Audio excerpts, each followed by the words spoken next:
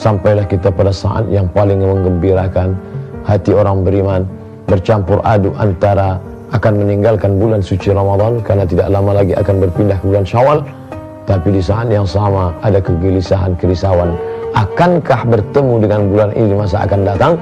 Satu sisi dia akan melelehkan air mata, bagaimana mungkin akan menjamin rezeki umur panjang, belum tentu ada, tapi keyakinan pula ada dalam dirinya karena Allah tidak pernah menyanyiakan doanya. Maka Nabi SAW sesuai dengan tuntunannya mengatakan taharru lailatul qadri fil ashril awakhir min Ramadan. Carilah kemuliaan Lailatul Qadar di 10 terakhir Ramadan. Bagaimana cara Nabi melaksanakannya? Nabi tidak hanya sekedar berkata, tapi dia mempraktekkannya dalam amal yang nyata. I'takafa Rasulullah SAW fil ashril awakhir min Ramadan. Nabi SAW melaksanakan i'tikaf di 10 terakhir Ramadan. Thumma i'takafa azwajuhu min ba'dih. Dan setelah beliau meninggal, istri beliau Sayyidatuna Aisyah, demikian juga dengan Ummul Mukminin yang lain, mereka melaksanakan i'tikaf. Inilah amalan yang tidak pernah ditinggalkan oleh salafus saleh. Aku heran, kata Imam Sufyan Ats-Tsauri, ada suatu amal yang pernah dilakukan Nabi tapi kemudian beliau meninggalkannya. Tapi ada suatu amal yang tak pernah beliau tinggalkan. Bahkan ketika terakhir Ramadan, Nabi i'tikaf 20 hari 20 malam.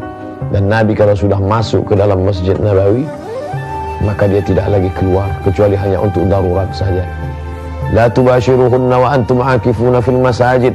Selama i'tikaf tidak melakukan hubungan intim, biologis, hubungan kelamin, khusus mendekatkan diri kepada Allah Subhanahu wa taala.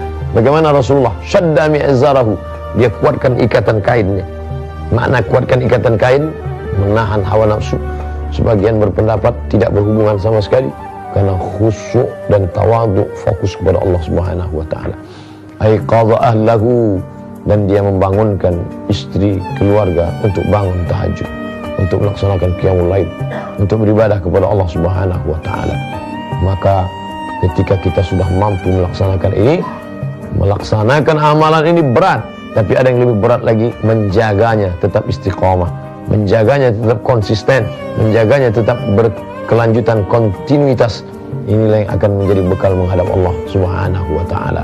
Maka di malam-malam terakhir itu mulai berpikir macam-macam, akan ada sepatu baru, akan ada kendaraan baru, akan ada perhiasan baru.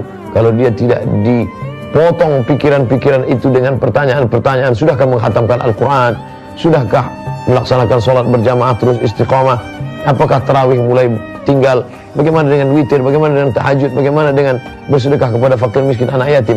Maka ini kepala mesti diseimbangkan antara informasi dengan dunia. Laisal aidu liman labisa jadid. Hari raya bukanlah bagi orang yang berpakaian berbaju baru. Wa innamal aidu liman ta'atuhu tazid.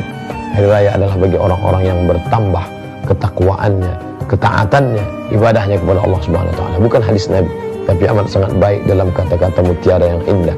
Karena banyak orang yang terpukau dengan materi, mempersiapkan pakaian akan lapuk, mempersiapkan makanan akan busuk menjadi kotoran dan sampah, tapi mempersiapkan 10 hari terakhir Ramadan, maka ini adalah ibadah yang utama. Baca Quran yang selama ini masih tinggal 1, 2, 3 juz 10, khatamkan di 10 hari terakhir.